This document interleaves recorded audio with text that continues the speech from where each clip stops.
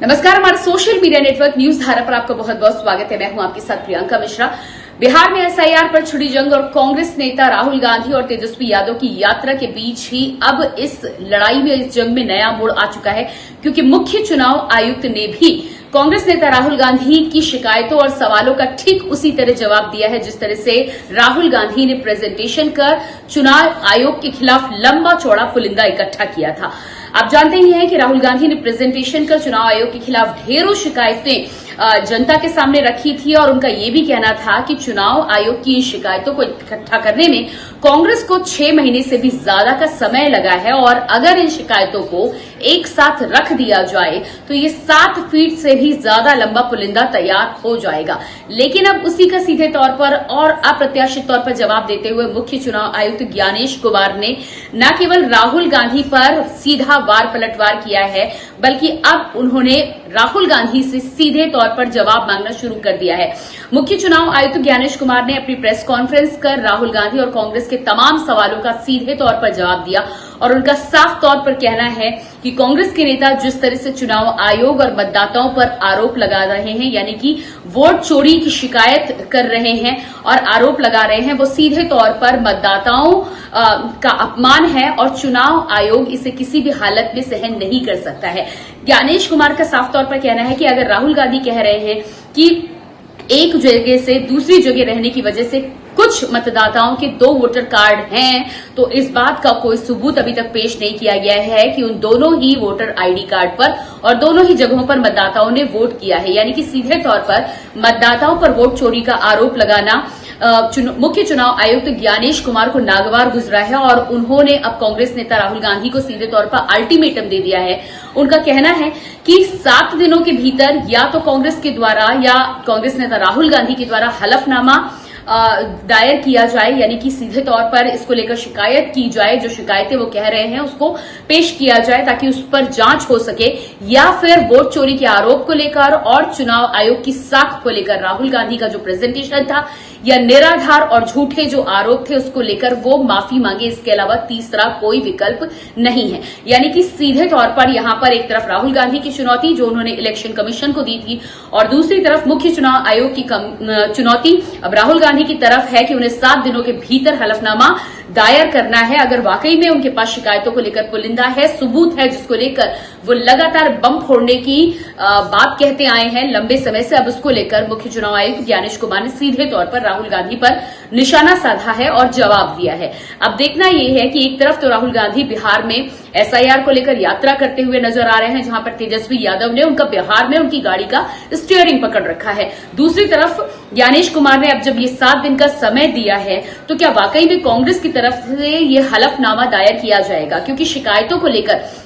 जब जनता के बीच में कांग्रेस के ये नेता पहुंचते हैं और प्रेजेंटेशन बाकायदा प्रेजेंटेशन के द्वारा इस तरह की शिकायतों को रखते हैं तो सीधे तौर पर जांच के लिए उन शिकायतों को आयोग तक पहुंचना और जांच एजेंसीज तक पहुंचना बेहद जरूरी है, तभी दूध का दूध और पानी का पानी हो जाएगा। लेकिन लंबे समय से कांग्रेस के ऊपर भी इस बात को लेकर आरोप लगते रहे हैं कि कांग्रेस और विपक्षी गठबंधन इंडी गठबंधन के द्वारा आरोप तो लंबे समय से लगाए जा रहे हैं जब से भारतीय जनता पार्टी और एनडीए की सरकार और उनका वोट प्रतिशत बढ़ रहा है, लेकिन शिकायतों को लेकर इस तरह की शिकायत सामने नजर नहीं आती जिस पर जांच कर इस तरह का कोई सबूत सामने आ सके। तो साफ तौर पर ज्ञानेश कुमार ने राहुल गांधी के तमाम तथ्यों को और तमाम प्रेजेंटेशन को झूठा और निराधार बताया है और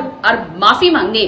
की यहां पर मांग कर डाली है। अब देखना यह होगा कि कांग्रेस का इसके बाद क्या कुछ कदम होगा, क्योंकि इलेक्शन कमीशन ने अपना पासा चल दिया है और इलेक्शन कमीशन का साफ कहना है कि अब बॉल कांग्रेस के कोर्ट में है, या तो वो हलफनामा दायर कर दें या फिर उन्हें देश से माफी मांगनी होगी, तीसरा कोई विकल्प बचता नहीं है। जाहिर सी बात है कि इसको लेकर लंबे समय से जो तकरार छिड़ी है, अगर हम निष्पक्ष तौर पर भी देखें तो इसमें दूध का दूध और पानी का पानी और जनता के सामने सच आना बेहद जरूरी है, क्योंकि झूठे मुद्दों को लेकर जो नैरेटिव गढ़ा जाता है उसके आधार पर इलेक्शन में अपने वोट प्रतिशत को आकर्षित करना और कहीं ना कहीं वोट को मैनिपुलेट करना, ये लंबे समय से चला आ रहा है। लेकिन जब इसकी सीधी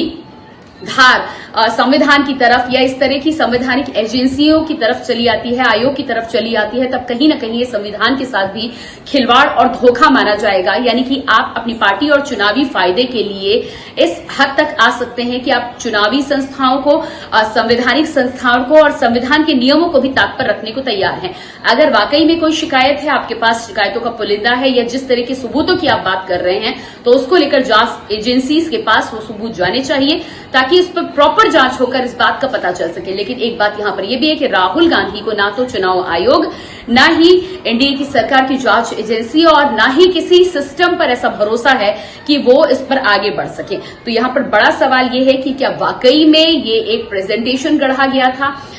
या वाकई में सबूत हैं। खैर, जनता के सामने अभी यह आना बाकी है। लेकिन इसके अलावा ज्ञानेश कुमार ने राहुल गांधी की electronic print voter ID sheet को लेकर और फुटेज को लेकर भी सवाल उठाया। उन्होंने साफ तौर पर कहा है कि क्या चुनाव आयोग अपने देश की माताओं और बहनों का फुटेज इस तरह उपलब्ध करा सकता है जिस तरह से कांग्रेस के नेता राहुल गांधी ने बिना लोगों से पूछे इस फुटेज का इस्तेमाल किया है। इसको लेकर आपको ज्ञात होगा कि के मेनन में भी कांग्रेस पार्टी पर आरोप लगाया था कि उनकी एक सीरीज और उनकी एक मूवी की फुटेज को बिना अनुमति के और बिना किसी परमिशन के उनको बताए बगैर इस तरह का इस्तेमाल किया गया, जिसका उन्होंने आरोप लगाया था। तो अगर इस तरह की स्थितियां सामने आती हैं तो ज्ञानेश कुमार ने कहा है कि अपनी माताओं बेटियों की सुरक्षा के साथ, उनकी संप्रभुता के साथ वो खिलवाड़ नहीं कर सकते। यानी कि इस तरह की फुटेज क्या चुनाव आयोग को, पार्टियों को देनी चाहिए, जिसका बेजा इस्तेमाल भी आज के इलेक्ट्रॉनिक मीडिया के समय में हो सकता है, जो कि बात जायज है। यहां अपने इलेक्ट्रॉनिक मीडिया के